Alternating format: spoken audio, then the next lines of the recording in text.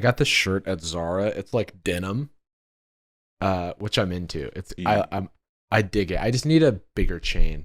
You're also welcome to raid the clothes box. You're welcome to be a shadow legend on my clothes boxes and wherever they are.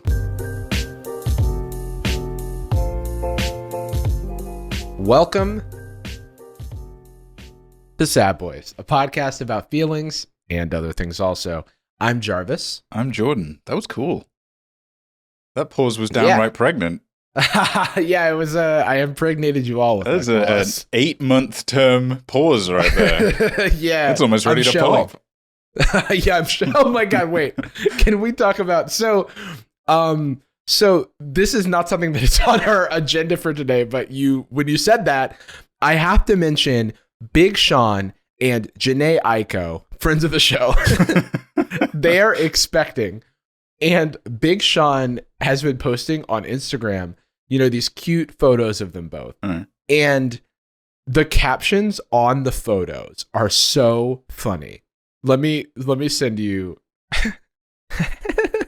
Okay. Are you able to get on your Instagram, Jordan? Can I just send this to you via Instagram? Yeah. Okay. Yeah, I was allowed. My mum gave me access to Instagram again because I was. Okay, great. Yeah, no, I'm glad. You've only got 10 minutes, so use your time wisely.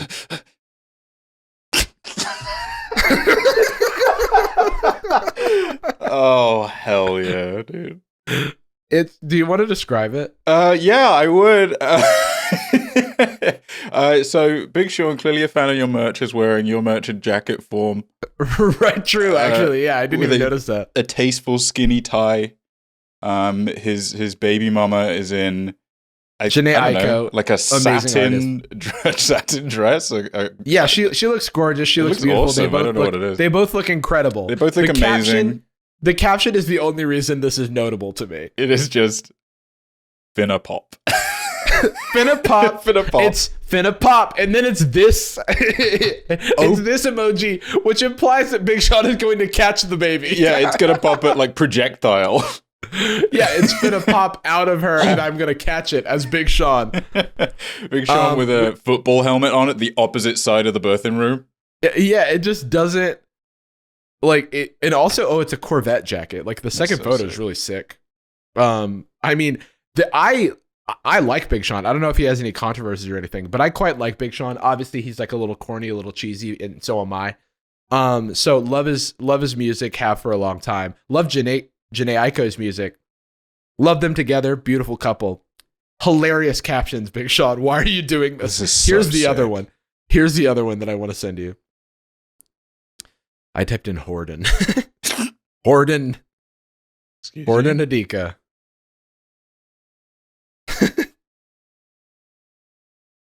Yeah. So this one,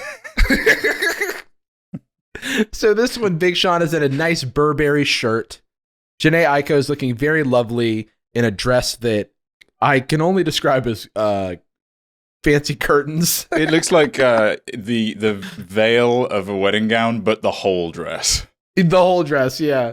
But they look awesome. Again, it's not about how they look. They're at a baby shower, and Big Sean's caption is nothing more creative than creating a creation. and then this emoji again. I loved it. One of the pictures, they're surrounded by the balloons, but also just a NASA rocket ship. Why is that there?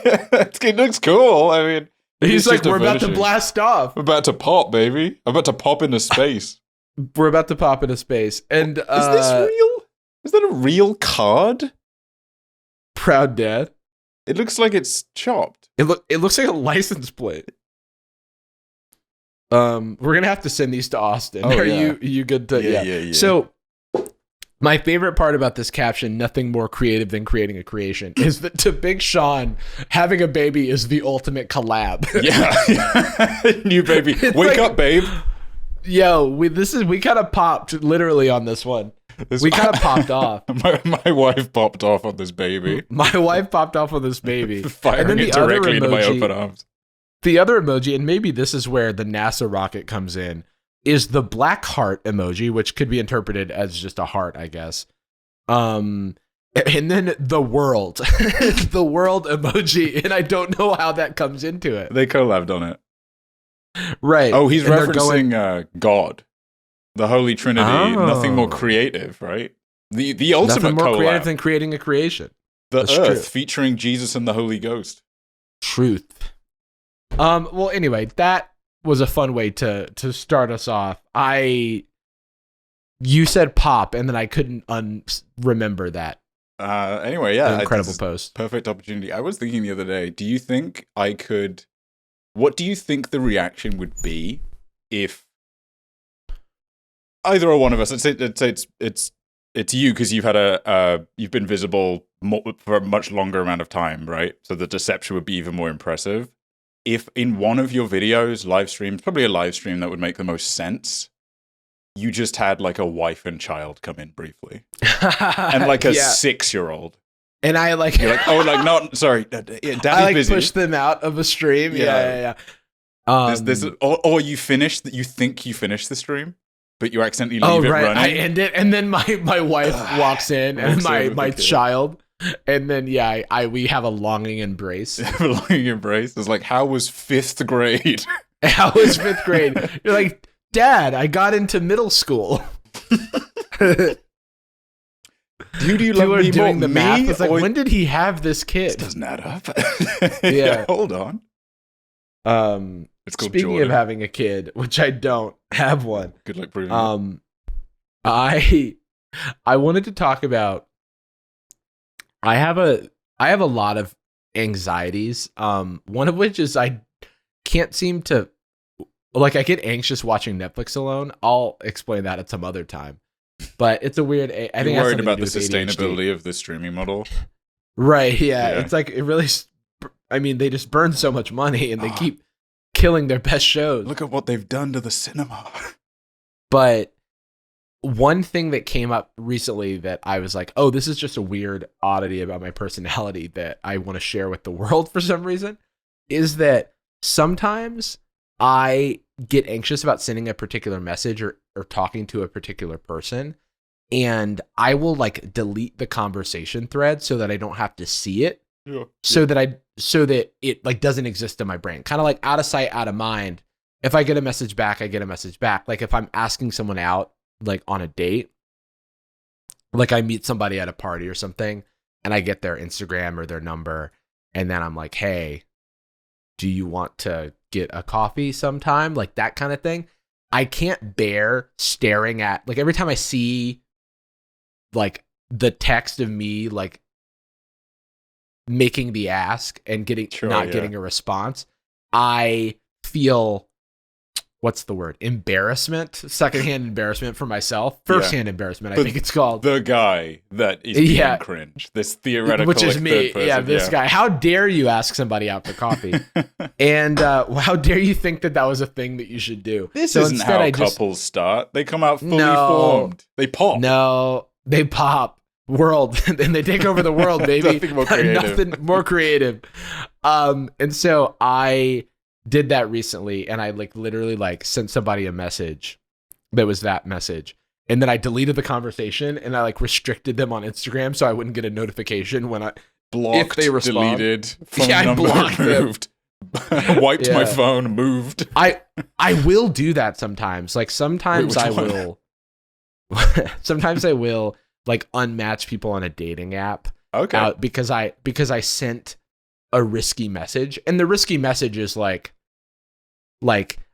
the example that's coming to mind is I said, in that we were like sort of riffing bits back and forth, and I was like, so are you going to ask me out or not? Like as a joke. Mm-hmm. And that was probably fine to say, but because I felt so anxious about it, I just I unmatched the person because I was like, I feel cringe, and I can't bear the thought of someone else experiencing me being cringe. So, and I don't think it would have been cringe if they had like responded immediately, but because they hadn't responded, I was like, never mind on this entire interaction. I take it back, and in fact, I don't exist. Yeah. Yeah. So, which one of us is going to ask the other one out? Actually, I know, and it's not me or you. and my name was different, and I'm getting married. Goodbye. And Yeah, it's like, and then she's probably thinking like, oh, where did that guy go? Or she's not thinking that at all. But I fear that somebody's going to be like, oh, where did that guy go? And then the answer is I was too embarrassed. And so I took myself out of the equation. I mean, it's understandable. I have a lot of, and something people should know, actually, by the way, if they want to emulate, and I think it's perfectly healthy to remove the text thread, for example. Yeah. If people want to do that, don't worry that it is archived on iCloud if you needed like messages or something. You can just save yourself some energy. And also like the FBI has it bulk. as well. Yeah. Check in. I've got access to it. Yeah, you've got access. I've got access. Chris from FBI surveillance has it. Yeah, what's up, Chris? Hey, what's up? You free this weekend still destabilizing a Central American country, or you want to send me some of those texts? What's yeah, busy? Because when you're back from that, dude, we should watch the big game. The big game. The big game. I'm mad Get some about hot it. wings. Have a slice of Americana. After depriving another country of its own culture. Yeah, after importing a new drug we've never heard of. I guess it's not the FBI usually. Usually it's a more CIA. CIA, but same difference. Collab featuring collab. Yeah, it's like a Big Sean Janae Aiko. Yeah, nothing more creative. That's why the world emoji, because the FBI rules all. There is nothing more creative than a global cabal of creating a new. white supremacy. I was gonna say creating a new government for a country. Yeah, just collab with Bolsonaro just dropped. Oh my god, new nation. Oh, well, speaking of world politics, I just want to say I can't believe we lost another big one. Can't believe we lost another queen. First the queen. 44 days later, we lost Liz Truss. 2 Liz's down, dude.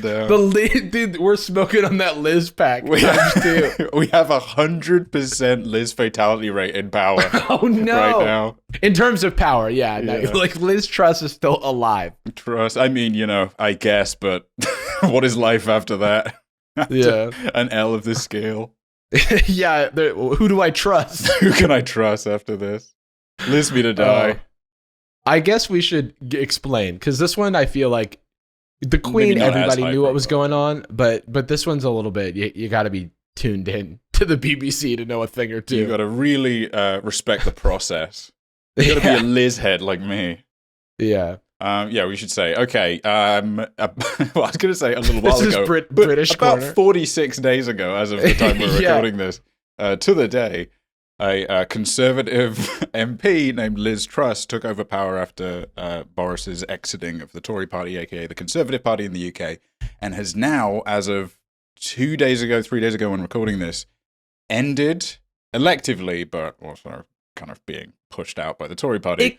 I was gonna say that kind of seems like after because that's what happened with Boris too, because he was like, I mean, it's so the beautiful thing about like British electoral politics is that there's so much.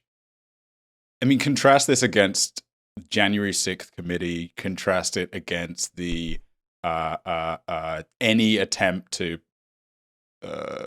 like instigate some accountability for the Trump administration. It's so funny that in both of these cases, the thing that ultimately in British politics that you can get ousted for is bad vibes. Like you can do something so against social decorum that you have to stop being Prime felt that in my Minister. bones. Because ultimately it's not like well, I mean, probably was going against like the policy of tax cuts that Liz Truss wanted to bring in dropped her approval rating down to 4%. Very funny. That's such a low percentage. It's shockingly low percentage. I actually did not know that approval percentages could get that. Single digit is weird, right? That's it feels like a mistake. Let me just check that exact rate.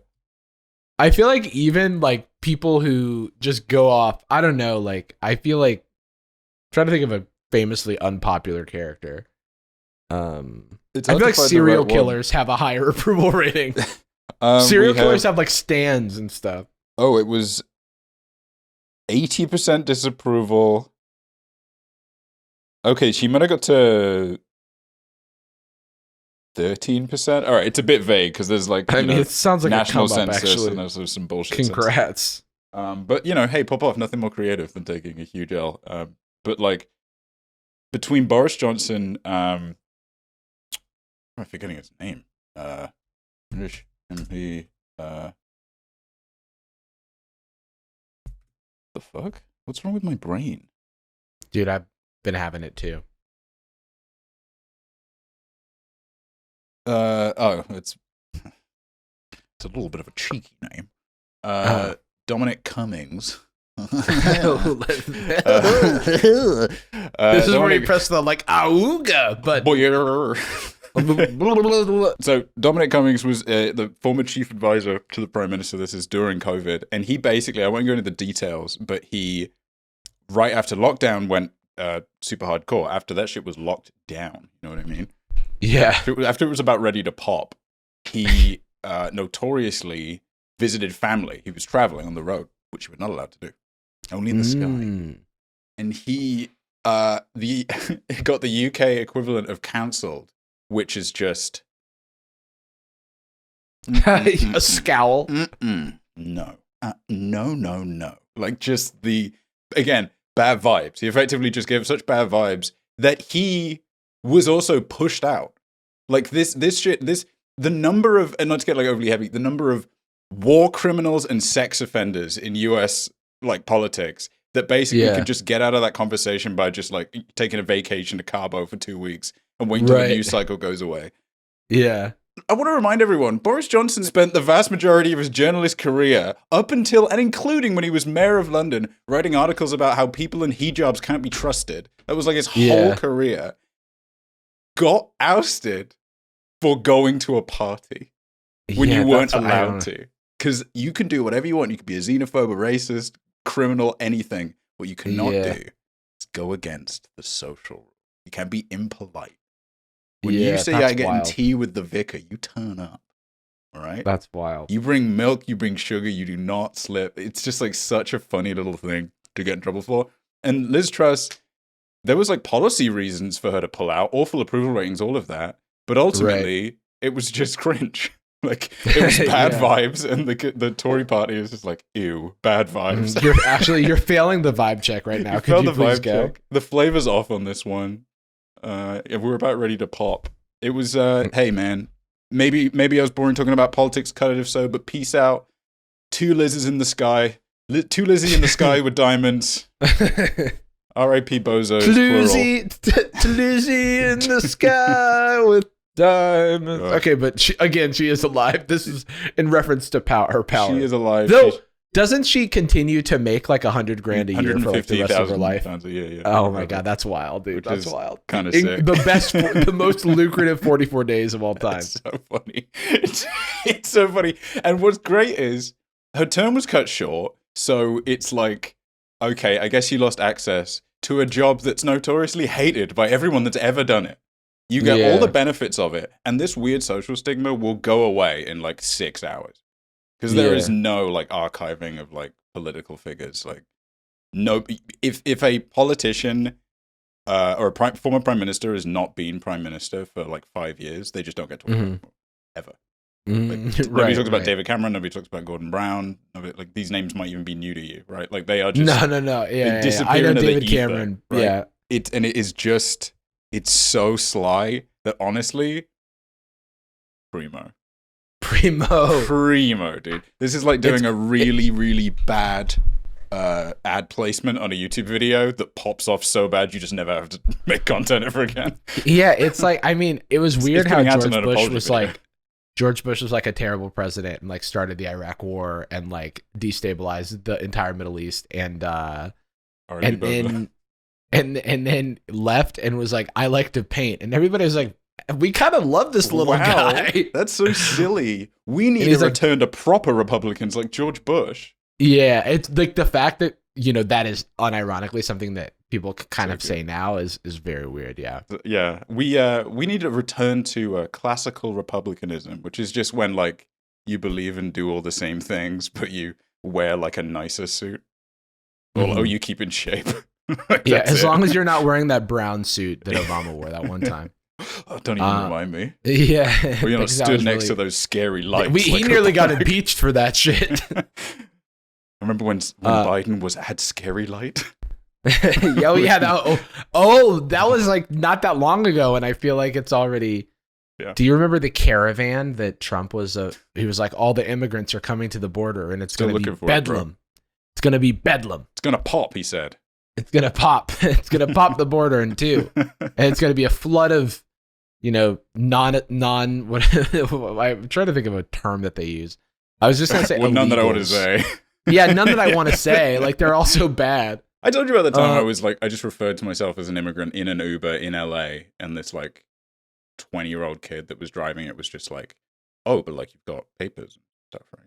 Like the term immigrant was to him. Oh my God. This is, that's so wild. 2019, and the kid was like, he was my age or younger. He was like a 22-year-old African-American dude, right on Otherwise. We've been talking about like bullshit Trump stuff, and I completely aligned with him, and then he just dropped that, and I'm like, wow, this is not even so. If you were like, I don't have papers, is he going to take you to the police? Yeah, like what is it? Actually, he's like, papers, please. Papers, please. Takes off his mask. Yeah, it's like, actually, I'm an immigration officer. That's wild. Actually. It was bizarre, and I didn't even get like mad because it doesn't come from a place of malice, obviously. But I also, it's just such a like small priority, I guess. For the discourse or whatever is talking about just like, and also I don't get ascribed the term immigrant because I'm like legally white. You know what I mean? Yeah, like people are just like, oh well, it's these. You could be an illegal, quote unquote, illegal immigrant from the UK, and people would be like, let him in. He's just on an extended vacation. Yeah, that is like he's lost his way. The most common. Like expat, by the way. Expat is just white. Yeah, a term for white people. Yeah, they get to be expats. That's if you're an immigrant and you make over $70,000 a year. You're allowed to call yourself an expat. Yeah. It's so fucking surreal, man. Yeah. And it's frustrating because it is something I benefit from, right? Like it's not. For sure. It's a stigma that like helps me. It's nice that the guy was surprised that in his mind I didn't have papers, He wasn't driving to the cops by default. So for this episode, we've amassed a bunch of pen pals, and we wanted to go through them for the rest of the episode. But first, I wanted to talk a little bit about Mario Kart, which is an institution as old as time at this point. And I, in my old age, have decided that I want to get good at Mario Kart. I don't know what has sparked this interest. Mario Kart and Mario Party, two games that I feel like I don't play as an adult. Sure. I want to like have friends over and host a little party where we're playing old Mario games. Yeah, and absolutely dominate. Yeah, absolutely crush my stupid friends. I want to. I do want to get good enough to crush my stupid friends. I remember when.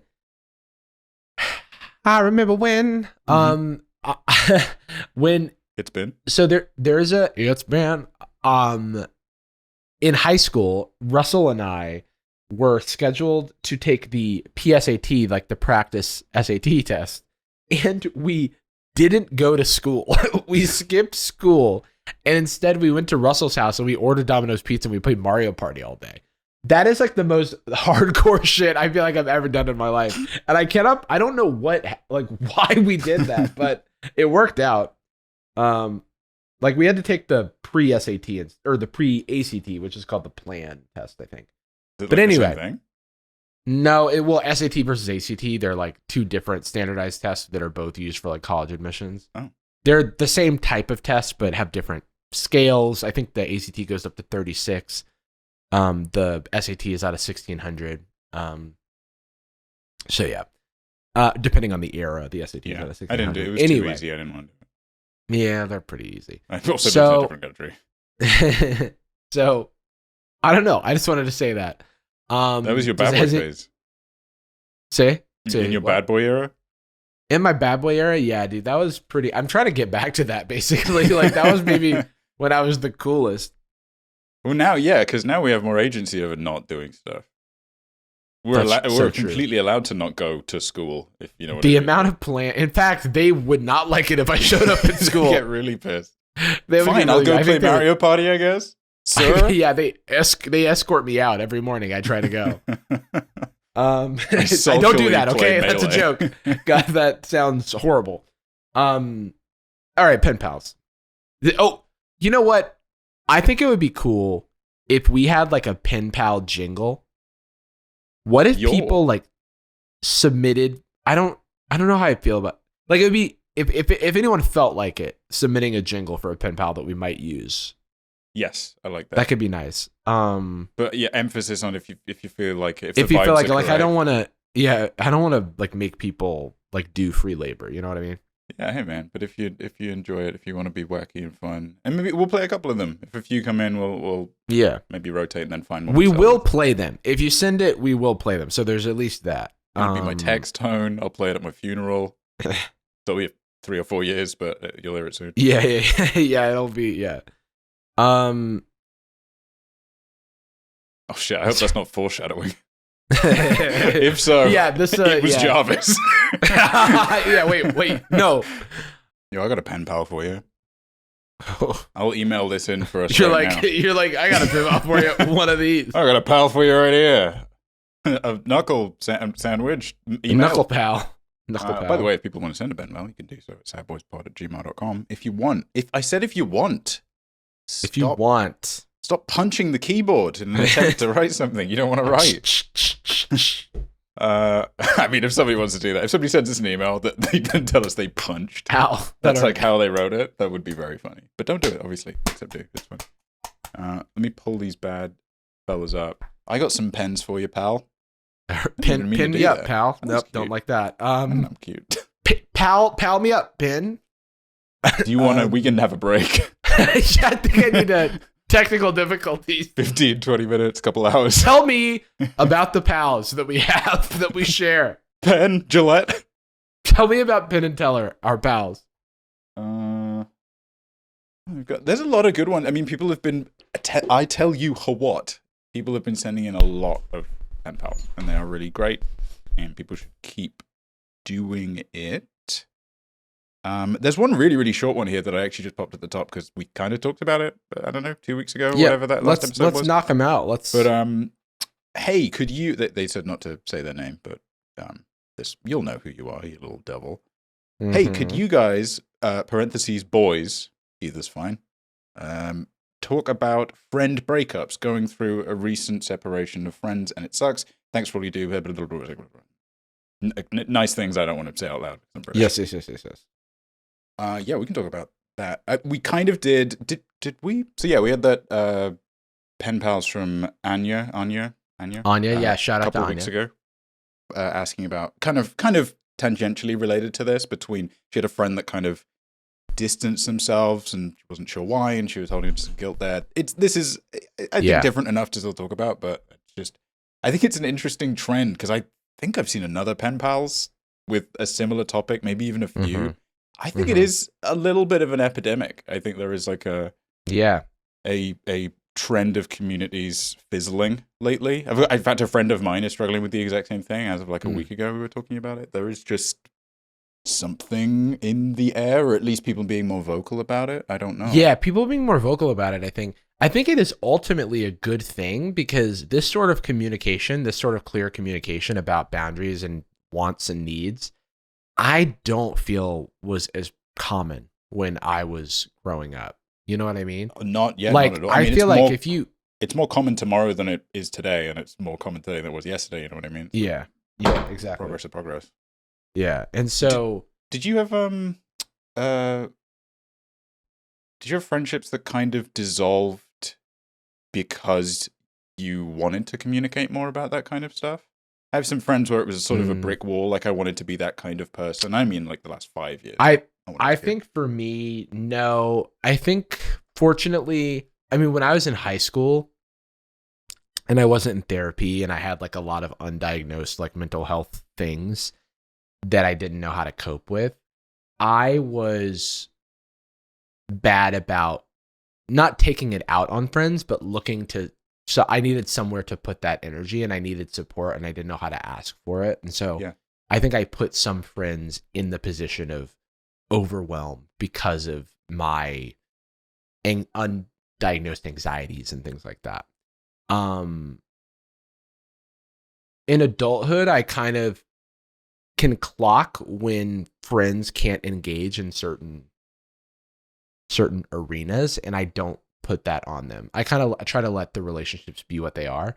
And if I don't want to, I think that I just naturally gravitate towards the people who kind of make me feel like I can be my whole self around them, rather than people who I feel like I need to hold back certain aspects of my personality, the good or the bad. And obviously the goal is never to put a bunch of stuff onto your friends, but feeling like you can't be a human.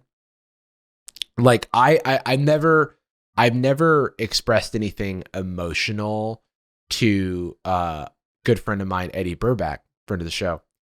And the other day he texted me, and I was like, dude, with full transparency, I'm having a rough mental health day. I would love to do that. That sounds lovely. I am confining myself to my bed right now and trying to like pass the day. You know what I mean? I'm trying to like move on to the next one. And he was extremely supportive about it. And it was a moment where, I was very flattered, and I think I was very like grateful to have him as a friend. Even though I'm not one to take advantage of that usually. Like I'm usually, because I have those experiences in the past, I am very slow to open up about my needs. I usually am like, okay, I have therapy, I have doctor, I have other places that I can get this help. But trying to find that boundary,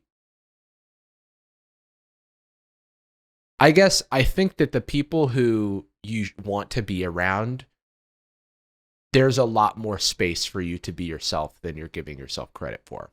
Sure.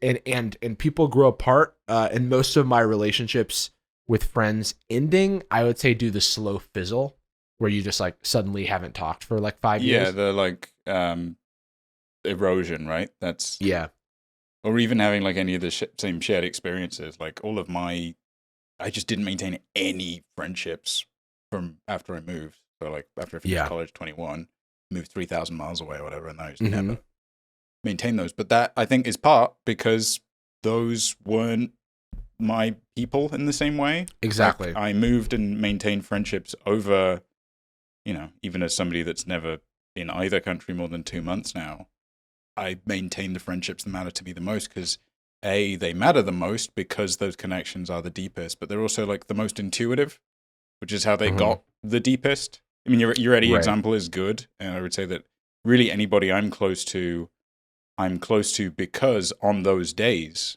which the last couple of weeks had a lot of those. I have no anxiety about saying that.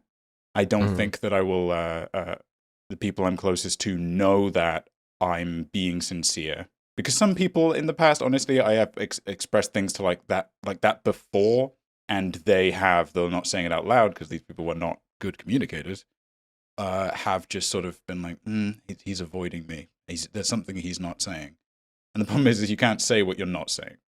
You need people that they need to pass the vibe check. They need to trust you and understand what you are trying to communicate and take the emotional burden off of you. The only friendships that I think, only casual friendships I've maintained are people that I've just like in an office. Like people that I've that mid-level of connection, low to mid-level of connection are people that I would see every day anyway. And then like 2 people that I went to college with because after we both separated in lives, and then I came back to the UK for a little bit and we were in communication because it was COVID and just reaching out to people, we realized that we had both evolved into the kind of people that were comfortable having those conversations independently. Right. And now that's big too. Yeah. Yeah. It's coming back with new haircuts, right? Post glow up. Oh my God, it's summer vacation's over and look at Brad, he's ripped. This is awesome. So, let me see. Was there a specific question about it? I think just talking about it. So they're going through a recent separation of friends, and it sucks. It does, and I maybe this is too blanket a statement, but divorce is never bad news. Yeah.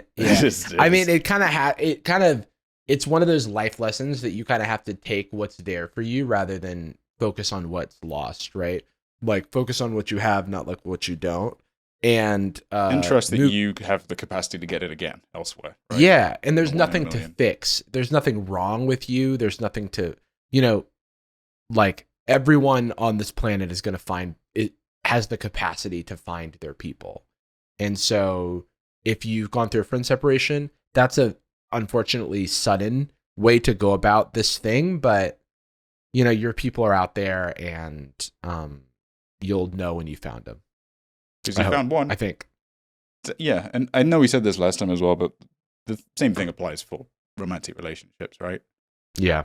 Of any type. It's not a breakup is always the right thing for at least one of the parties, which means it's the right thing for both of the parties. You shouldn't try and like preserve a relationship where you're not mutually appreciated, and you shouldn't try and duct tape a friendship together that one person's not being enthusiastic about. Yeah, don't do that. Don't do that. I think surround yourself with like people who enthusiastically want to be around you. Yeah. Austin right. just I'm sending Austin the Big Sean post. He just saw them. Let's move on, and let's try to get through a couple. Actually, I want to try to start knocking some of these out.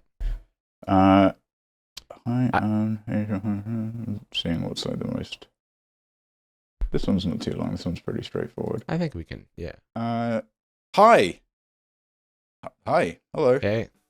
I don't really know what to say. Oh, okay, no worries.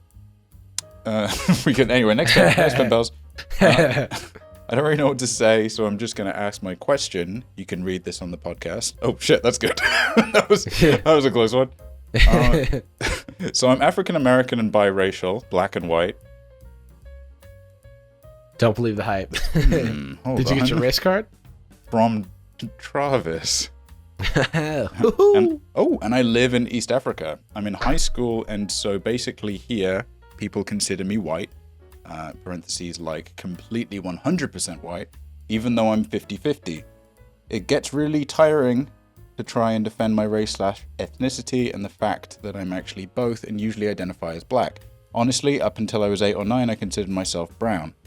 So anyways, should I even care what they think? Should I keep trying to convince people? And how should I try and deal with the identity crisis of living in a place with mainly white people when I visit America and being considered... Hold on.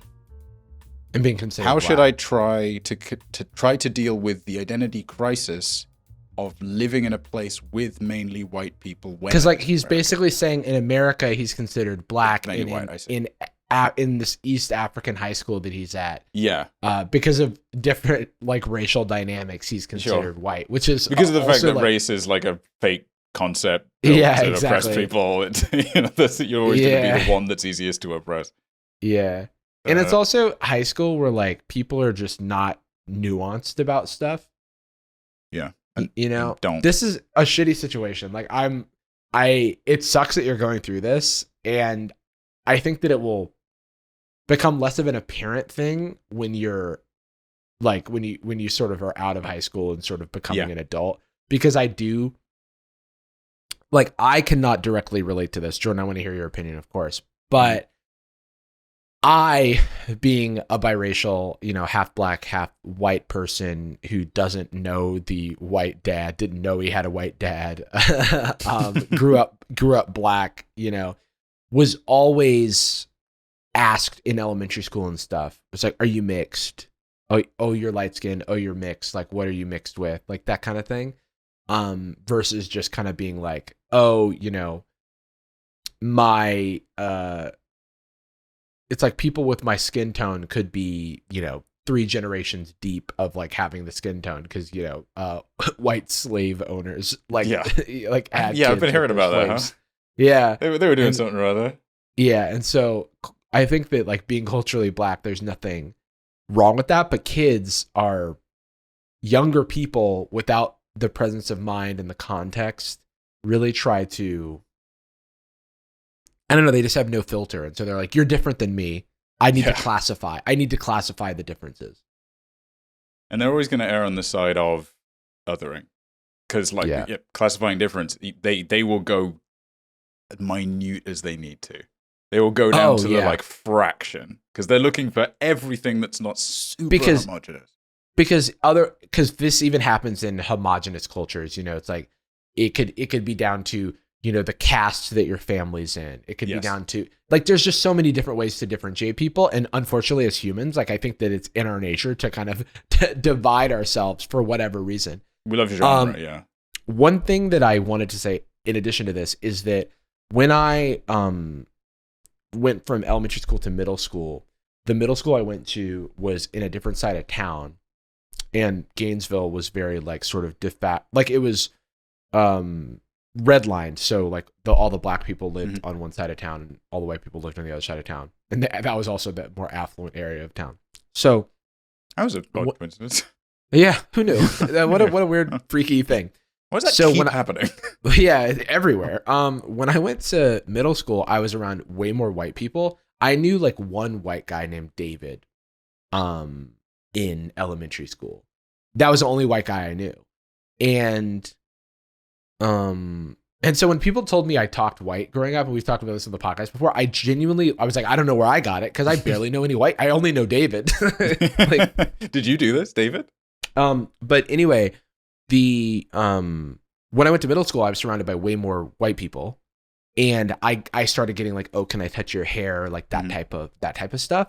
And that was all new to me. And it was like weird being exotic, in a different way. So I had like the Fisher-Price baby version maybe of this experience where it's like, it's like just my experience in America at like a predominantly black school versus a predominantly white school. Did you, I know we've talked about this before and I think I know the answer, just for clarity, did you immediately catch that was like microaggression behavior, or that you were being othered in a toxic way? Or no, it's no. Like the fetishization when you're a kid, being fetishized feels like positive attention because it's not negative. It was the same in my brain. The categorization was the same as the fact that I had a gap in my teeth, and I have a scar in the back of my head where hair doesn't grow from C-section complications, and I used to always have a buzz cut, and so those are the three things that people would always sort of physically point out about me. They're like, you have a hole in the back of your head. Or you have a bald spot, or whatever it was that they were saying. And then also you have a gap in your teeth. And like, these are just things that are obvious that kids are just like, you're different than me. It's like a baby. It's a baby's brain, literally. Yeah, right? it is a like, baby's brain. Yeah. Man has a haircut, but on the bottom of his face. Yeah. But then you get like a little bit older, and because you can articulate yourself and make full sentences at like age 14 or whatever, people think you're a human. But you're not a human being yet. Like, not even close. You're just still saying like, Man Brown. Look, Man Brown. Writer of the Da Vinci Code. It's Man the Da Brown. Vinci Code. The Da Vinci Code. Oh, dude, my brain is collapsing. Yeah, I mean, we have parallel experiences with that for sure. Here's the thing. I don't know what it would be like to have that experience in not just being perceived as white in a predominantly black community, but specifically in an African. Because that's like, in my case, in the UK, nobody really talks about or acknowledges the origin of like black people being in England. It's very muddy and very like defocused, I guess. It's just like nothing's a point of conversation ever about the past, anything not great, which is everything.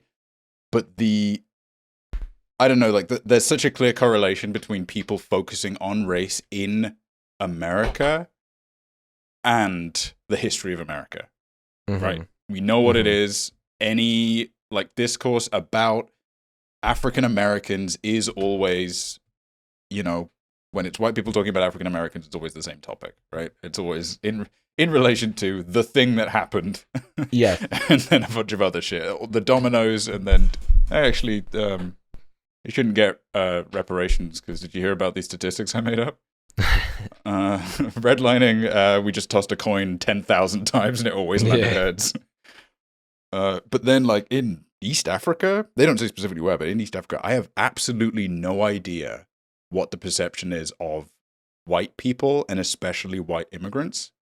Because there are parts of the world that fucking love England, that, like, love Anglo culture, and their entire history is just having their villages burned by people from England.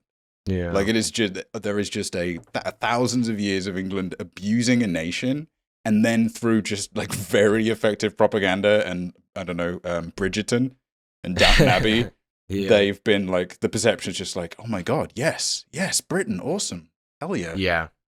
Hawaii loves Britain. Interesting. And it's not as, like, the most apt example of that. There's not, like, as extensive an abuse of that culture. A better example would probably be India, actually. There is, like, plenty of Anglophiles in India, despite, you know, some not great behavior on the part of the British for hundreds and hundreds of years. I don't know if they may be, because they're clearly getting othered, but they don't reference being othered in a, hey, you are white to us, don't hang out with us. Right. Or if it's the equivalent of, hey, can I touch your hair? It's so, like, whatever. It's, like, not like mine in a different way. Yeah, it's so, like, weird and stuff. But you know what the main question was? Is, like, does it matter? And the answer is no. The fact that you're going through this matters. Yes. And, like, I'm sorry. And, but does, I mean, are you lesser for it or anything like that? Absolutely not. And no, absolutely not. As you referenced, like, this is a classic. It gets better. The more you can distance yourself from baby brains, the less, like, people will at least say it out loud. I want to apologize. I've been on my phone. I have a friend who's just landed in there in town. Like, they just got to LA and they're navigating to my place. So address. It's our friend. It's our friend Nikhil. Oh, race. Indian. Indian. Prove it. He loves the British. Actually, you know, the one person I have always had, like, very, very fun conversations with Nikhil about me being British and being Indian. It is, like, a fun opportunity to get roasted for my culture. I enjoy it. Let's knock out another one and then maybe wrap up. Another one. I can read this one. Yeah. Oh, are you looking on the doc? PP2. PP2. Hello there. First, just wanted to say I adore your podcast. Okay. Shut the hell up. Witty, disarmingly honest. I'm absolutely a fan. Thank you. So kind. Appreciate that. I'm writing to get your advice/opinion on making some large purchases. Ooh. I love those. I'm a webcam model/porn actress, and I've been saving money for a down payment on a house. Let's go. My parents said they would help me out with the down payment, but they also wanted me to have some extra money squirreled away for potential future expenses. It's always been a goal of mine to own my own home. Yeah, it's in these times, that's incredible. However, okay, so now there's your turn. For a while now, I've also been really wanting to get breast implants and a couple other minor procedures done for work. I priced them out, and the total cost of work plus recovery would be around $20,000. Basically, my part of the house down payment. I'm generally happy with my body, but I'm getting older, and all my friends who have gotten new boobs all make significantly more money now than they did before the work.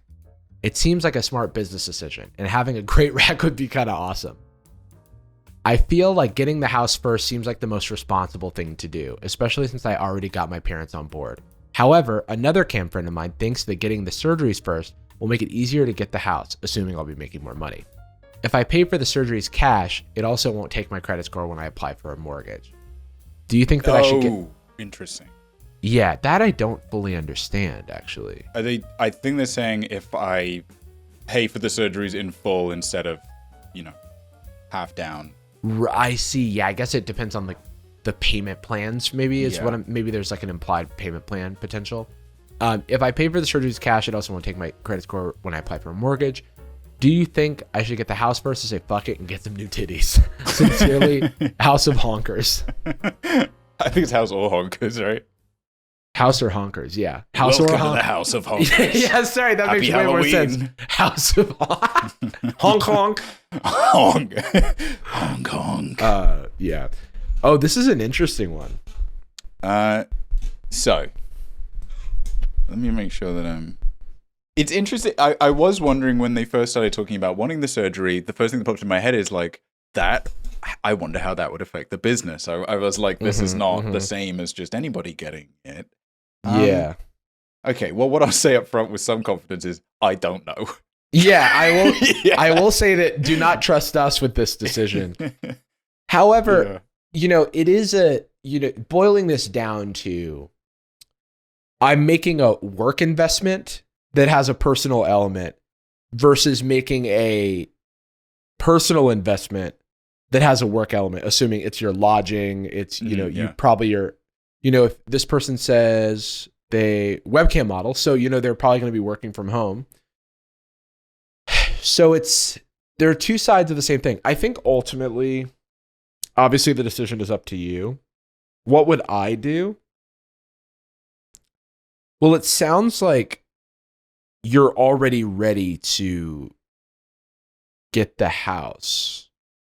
And so I think that having a discussion maybe with your parents, because they're involved in like the down payment and stuff, maybe they have some insights there. I don't know the relationship, but for their insights, not their decision, obviously. Yeah. Their insights but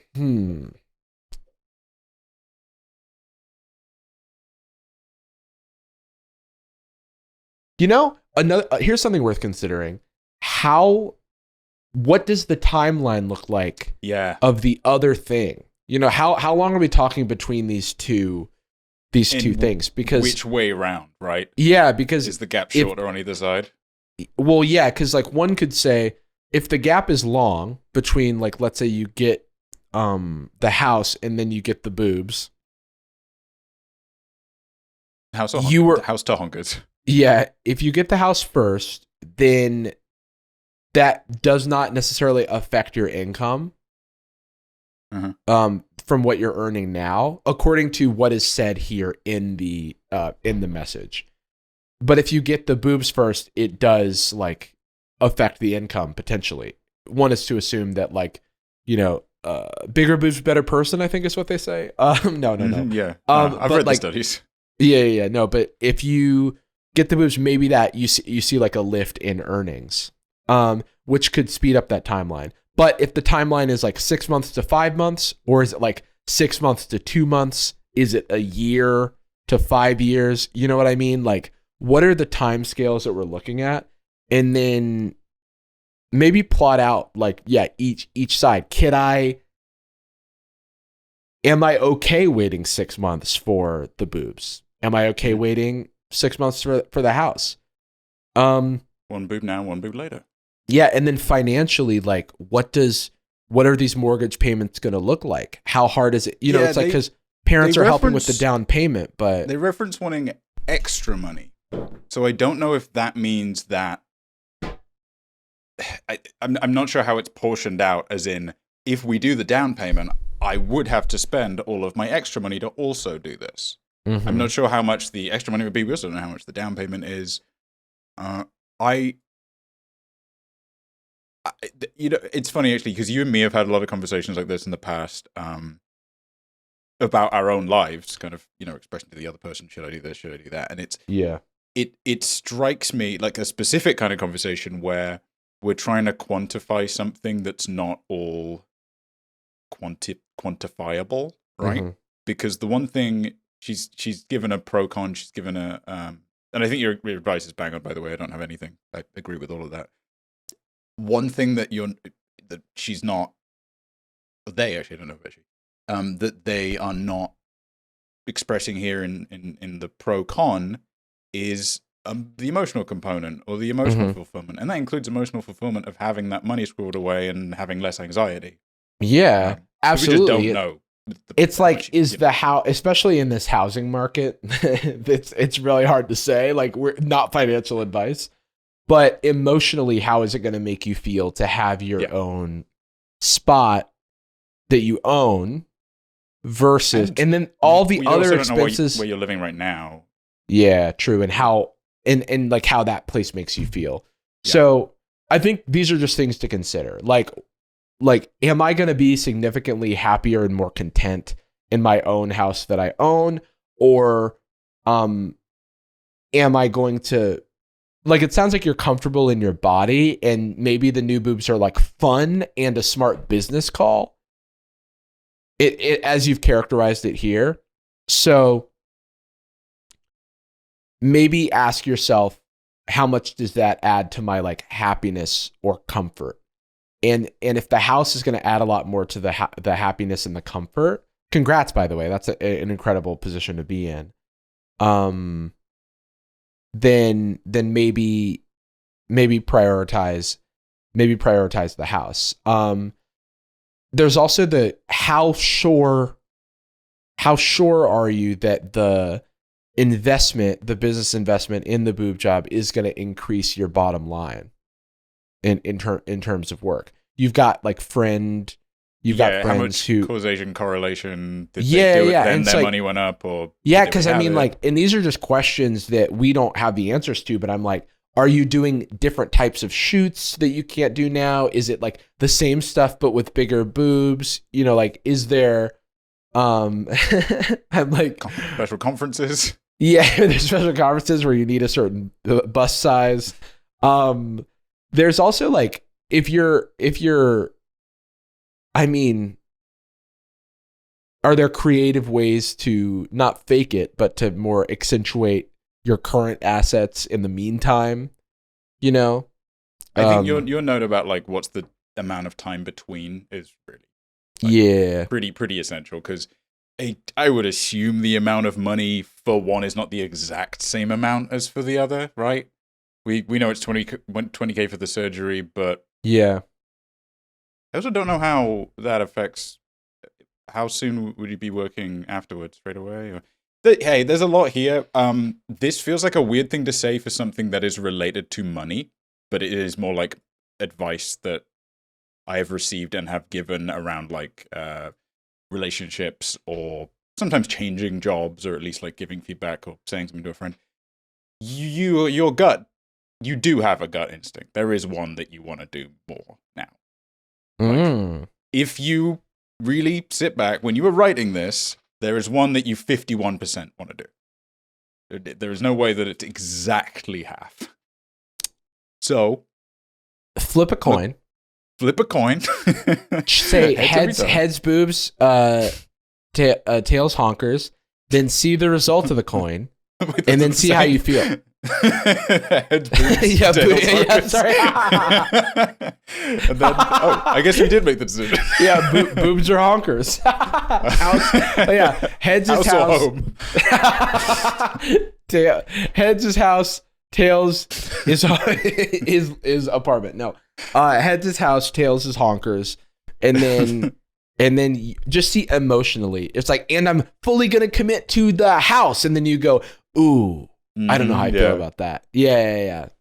Or if while like literally the coin is flipping in the air, if there's even a little part of you that's like, honkers. Yeah, I mean, there's an answer in your heart, and you can question it, and you can quantify it, and there's nothing wrong with doing that. And maybe that gap of time is like reasonable enough. But if you really, really enthusiastically are like, I want to get the surgery, it would mean a lot to me. I'd find it really fulfilling, and it is a positive. I mean, whether or not it's a positive or a thing, honestly, if it really would be fulfilling, and I won't get a ton of anxiety and fear about my living situation, go for it. If in reverse you think that is like, I don't even want to say like luxury, because it's more like gender affirmation or presentation affirmation, etc., etc. If it's really, really something you want to do and you would find fulfilling for either. If either one is something really fulfilling, then do the one that you feel would be the most fulfilling. And also, I don't know, it's cool that your parents are getting involved, and presumably they would be willing to get involved later. Yeah. If it's not time dependent. The other thing, and I think that this is addressed in your message, but I do want to say that like the opportunity cost of getting the boobs as well, like lost income for the recovery time. Like, I think that's like total cost of work plus recovery. Yeah. Yeah, but I'm like, yeah, what about, does that include the wages that Did they say they already found a house? Like, they know the place? Oh, that's a good point, too, because that is a process in and of itself. And I've been saving for a down payment on a house, my money. I don't think they did say that. So it's possible. I mean, if they found the house and had like started the process, then obviously that probably wouldn't be a question about this. Right. But yeah, that's interesting. Yeah, it basically sounds like they've been saving up to make this house payment, and then there is this other thing they're very passionate about, and they're deciding whether or not to use. Now that they've saved up and they got the surplus of funds, they're deciding whether or not to do the damn thing. Right. Yeah. Follow your gut. Follow your bust. Follow your butt. Follow your butt. Bust or butt? Bust or butt. Hey, how often, Jarvis, do you like wash a hoodie? I've not this Patreon hoodie. I've not washed since I lived in San Francisco, for sure. Oh, you should wash it. Yeah, for sure. Because it's always the one that's like the normal amount. Usually, I feel like the only stuff that I don't wash, like if it's made of cotton or like a cotton blend, then I throw it in the wash. Zip it up, throw it in the wash. But I may be exaggerating. That gets weird, but like less than twice a year. Yeah, that's funny. There are things though that I like wearing, like jackets and coats and stuff, where I am afraid of throwing it in the wash. Like I think it'll just destroy it. And so I recently did myself a solid and dry cleaned them. Which was, I felt like I was living the lap of luxury. Like it was pretty sick and pretty sweet and pretty nice. That is like, I think peak life, when I finally figured it all out, there'll be 3 signifiers. That's not a family, it's not friends, it's not general lifestyle, health, well-being, yawn. The things that to me really mean success is 1, I got one of them fridges that gives you water. You know what I mean? And ice. I got one at the new place. Fuck, let's go, dude. Yeah, hey, dude, you're going to be drinking. I'll see you in 5 days. Drink up, my guy. You'll know that my plane has landed because I'll have sprinted there. He won't leave the kitchen. He will not leave the kitchen. 2, I get my stuff picked up for dry healing and dry healing. I don't go to the doctor. I get dry healed. I get myself healed. I get picked up for healing. It's an ancient wisdom. And then every single day of my life, I get a massage. Like literally just every single day. Every single day. Shit. So I somehow huge leap. build my life. You kind of were just that. Like, all right, 3 things. I get to drink water. I'm allowed to do that. I clean my clothes. I clean my clothes. and a human being comes to my home and gives me a head to toe massage every single day. I made the first 2 small, so the last one could be ridiculous. Right. It should balance out, okay? Some people want friends, family, and well-being. Yawn, dude. I want like a free packet of chips every month.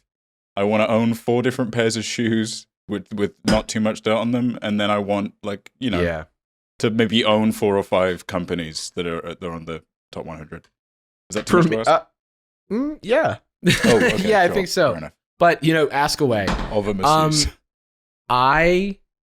One of the things for me is this is so silly, but I just want more socks. Yeah. I want more fresh socks. I want more fresh t-shirts.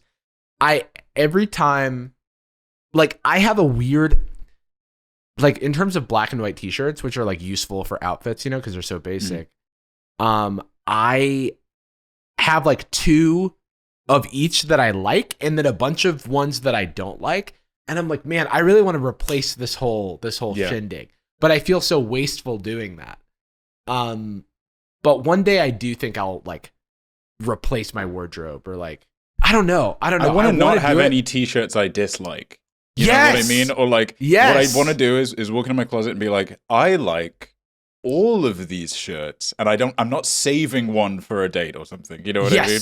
That's what, like, literally, I have been in this cycle of wearing the same shit for like dates and I feel like a cartoon character. I'm like, why do I have like a date shirt? You know what I mean? Yeah.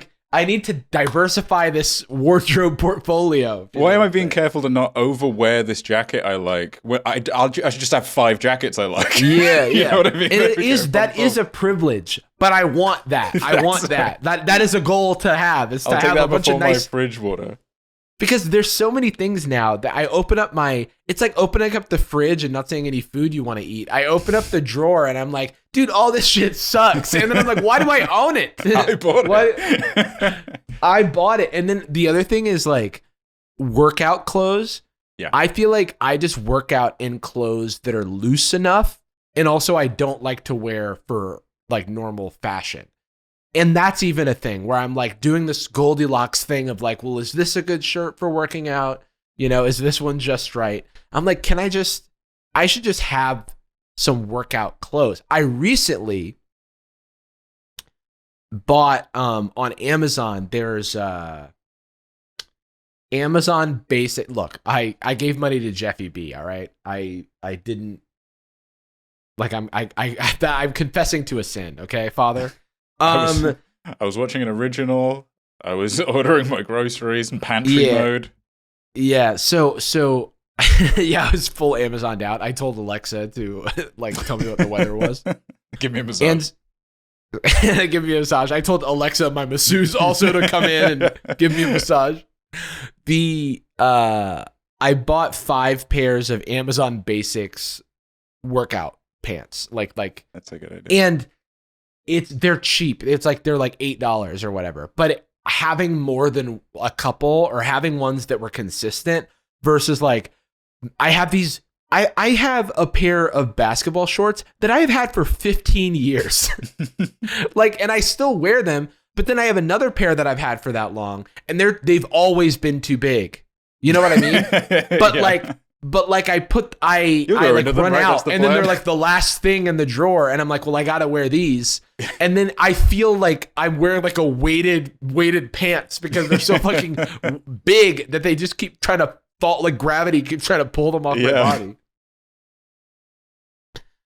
So yeah, I mean, celebrate yourself. You're allowed to have nice things. Buy a surplus of socks. I myself am I at one point I just did the Great Purge. I killed every single sock and every single non-viable sock, and I replaced it with a cheap set of about 40 pairs. That is insane. I am so jealous. It's very easy to do when you get booted out of a country where your clothes and things are, and you have to move. I see. So the ones that I had left, when I packed up and put all that stuff in the Mr. Bush, storage unit, hello, Mr. Bush. hello, sir.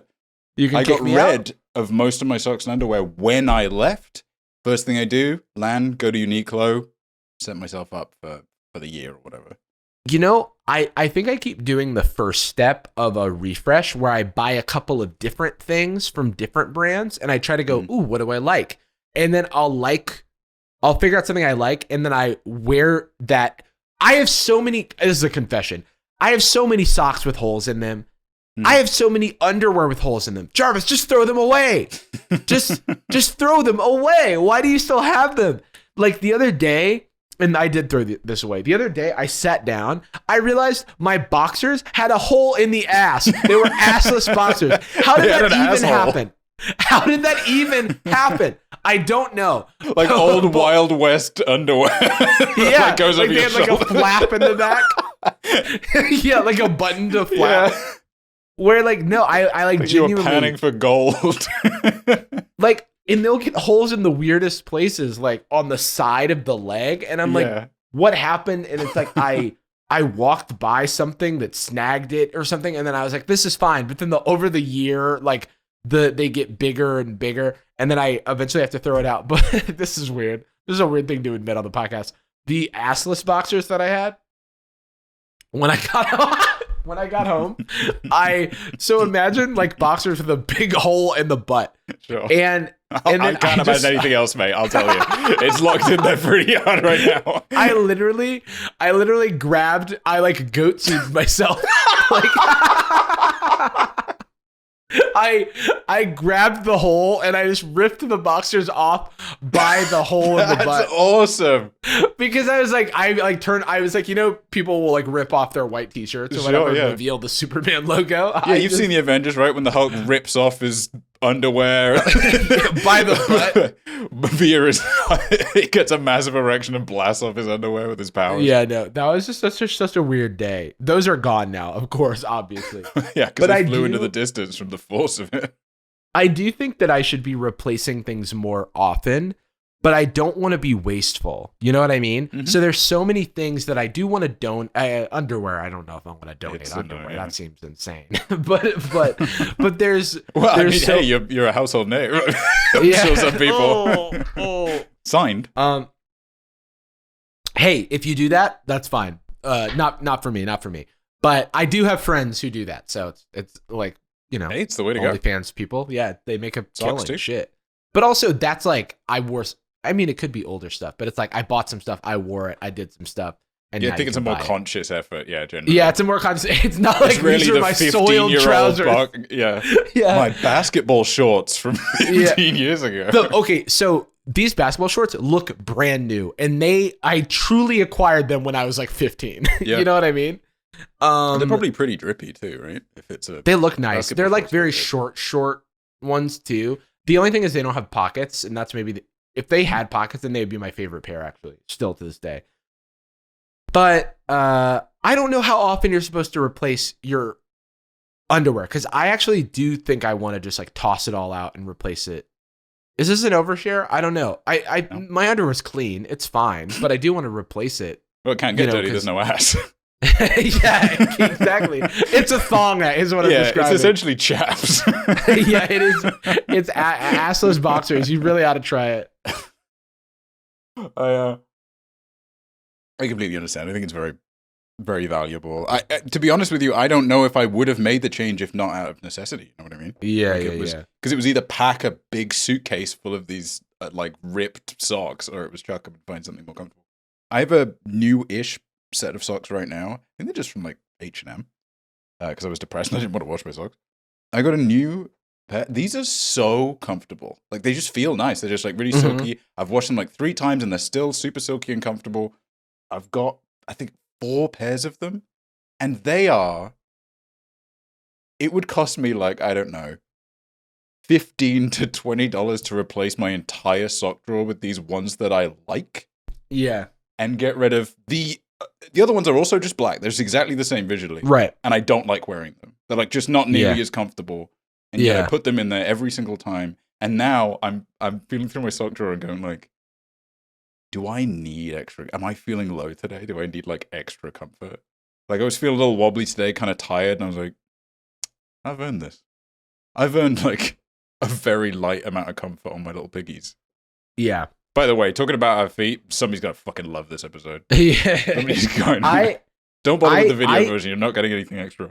I can't believe that I will put on socks that have like a hole in the toe or something like that, and just go about my day being annoyed. I will like not enjoy the experience. Just sprinkling pebbles in your shoes before you put them on. Yeah, it's like, why am I okay with living like this? This is like a problem. Getting ready, brushing your teeth, and then putting sand in your shirt. Yeah. It's so weird. And it is just like, if I could press a button and replace all of my basic t-shirts with fresh ones that I like, and replace all my socks with fresh ones that I like, and replace all my boxers with fresh ones that I like, I would do that in a heartbeat. Yeah. Why haven't I done that? Executive function plus guilt. Waiting for the button. I'm waiting for the button to arrive. Find the damn button. Yeah, if I can find the button, it's gonna happen. I feel you. Well, I mean, I'm gonna have to do a little bit of a run through when I'm back over. I fly in 4 days to Jarvis. We're gonna hang. We're gonna master Mario Kart. And I need to go through. I need to empty my goddamn storage box because it's cost me thousands of dollars over the course of a couple of years, and there's nothing in there I care about other than like a teddy bear and a photo. Yeah. What I really I remember like me and Nathan Stans went over there and like pulled out some like bare necessities, so to speak.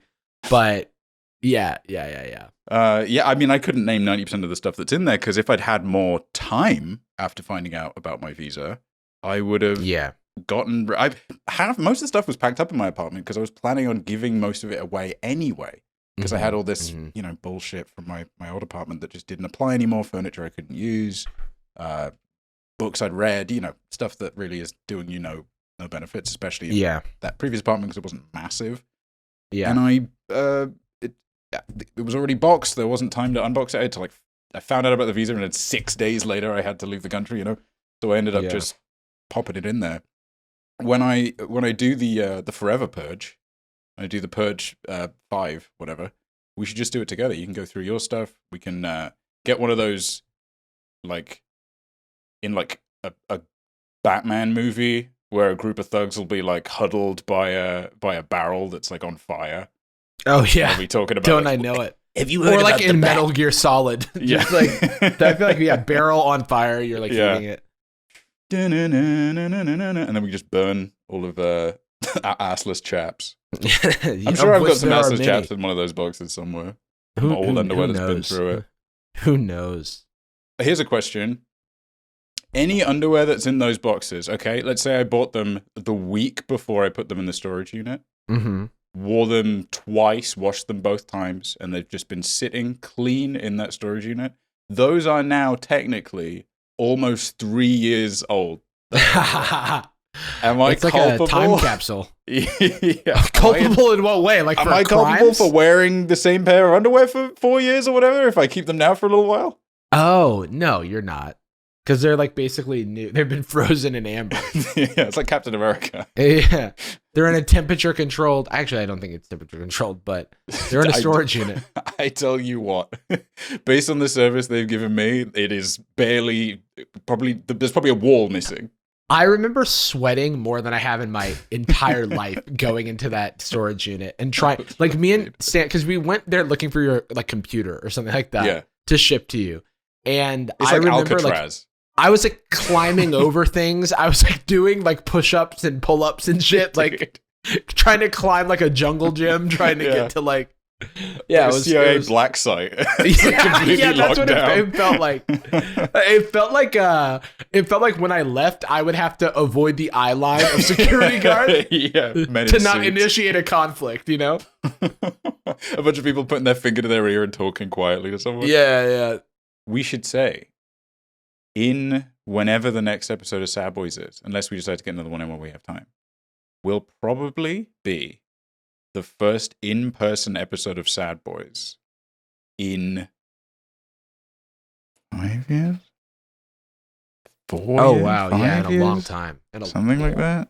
In a long time. In a long time. Maybe we'll do a big old pen pal spectacular on that one. We can print them out and hold them like a scroll. Ooh. Okie doke. We end every episode of Sad Boys with a particular phrase.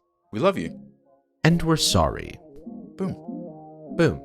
Indeed. Boom. Quite. Oh, quite. Boom. R.I.P. Liz. Gucci girl, how you doing? How you moving, girl? Moving, girl. How's your day looking? That future girl, yeah, we on now. Take my money, go away, or you want it? Get you rich from me.